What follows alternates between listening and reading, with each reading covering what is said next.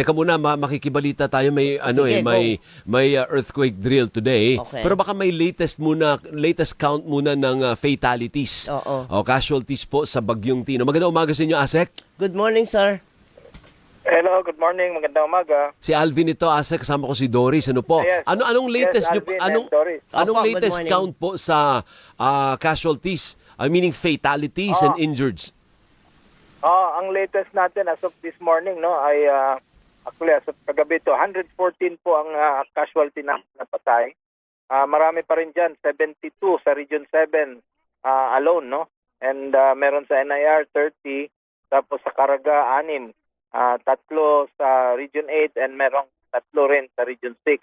In terms of missing naman, 127 pa itong hinahanap natin. Sa NIR 62 at 65 naman sa Region 7 sa Cebu. So marami pong casualty ang Cebu and sa NIR sa Negros po. Opo, linawin natin, just to be clear about it, Sabi nyo kasi yung casualty is 114. So ito po, deaths ang pinag-uusapan natin. Kasi Opo, casualty, death, pwede ding death. injured casualty din yun. Pwedeng injured. Oo, Opo, so opo. fatality So, ang pinag-uusapan. Fatalities po ito. Opo, opo. That's just to be clear. Ang fatality Yes, natin ngayon, 114. Kanina kasi 111 yan eh. Opo. So Ano po ito? nadagdagan. It's a moving data kasi ito nga, marami pa tayong hinahanap na missing and of course, pumapasok pa rin yung mga reports from other areas po. Oo, nakakatakot din yung missing na 127, Asek. Oo nga. Kasi kung hindi Opo. nahanap po yun, madadagdag sa death toll po yun. Ako Yes, sana, yes, ang panalangin natin ay mahanap ang mga ito.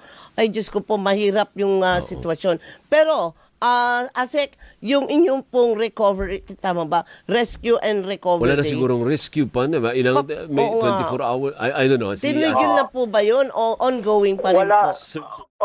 Sa ground po kasi mag-declare niyan kung tapusin na po yung rescue, no? But so far, nasa search and rescue pa tayo. Yung retrieval naman, we're talking about clearing the debris, no?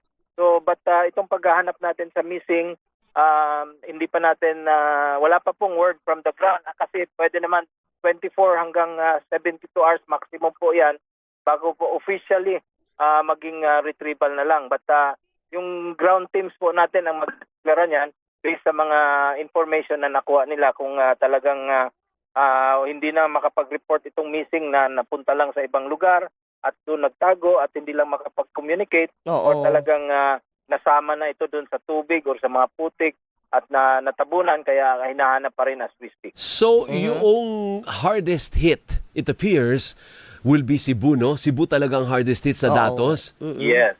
Sa datos po na initial, Cebu. That's Central Cebu and Southern Cebu. And then sumusunod itong NIR sa Negros, no? Oo. In terms of damage, Cebu talaga. Opo. Ang presidente pupunta dyan bukas, partner. Ano po?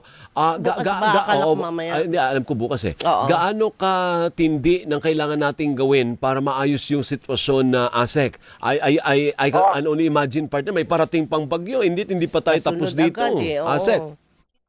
Oo, ito may parating pang bagyo. So this is kasi highly urbanized itong tinamaan, no? Yung mga malalaking bahay ito, mga konkreto. And hindi ito yung basta bigyan mo lang ng tarpaulin or bigyan mo ng mga GI sheet. So kailangan po ito matinding rehabilitation at kailangan po talaga personal resources plus government resources para po makarecover sila.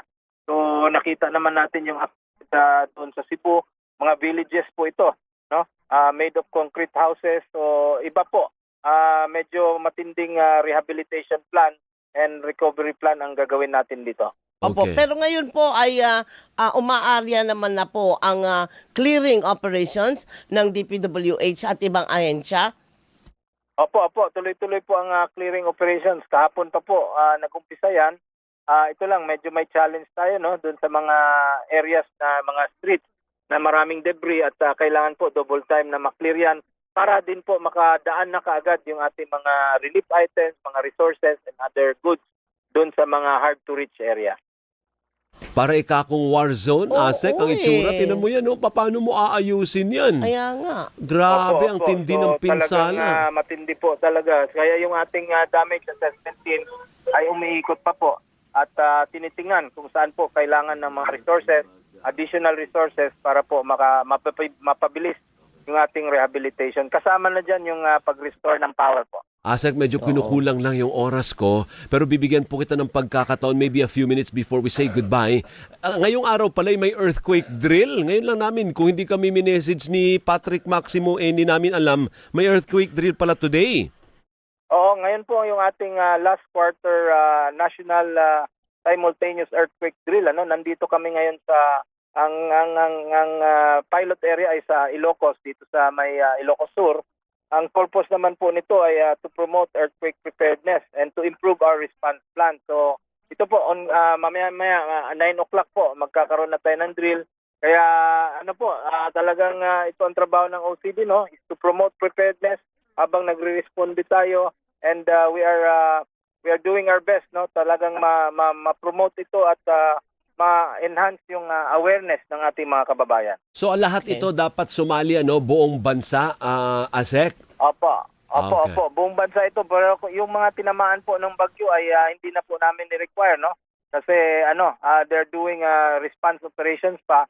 So ito na lang ay sa mga areas na hindi po tinamaan ng bagyo, tulad nitong Region 1, itong Northern Luzon. Pero after nito, maghahanda na rin tayo para doon sa parating na bagyo. Thank you. Okay, Maraming okay. salamat, Asek, ha. Mabuhay po Thank kayo. you po. Thank you very much. Maraming salamat din. At Ingat po. magandang umaga. Thank you. Si Asek Rafi Alejandro IV, Deputy Administrator for Administration ng Office of Civil Defense.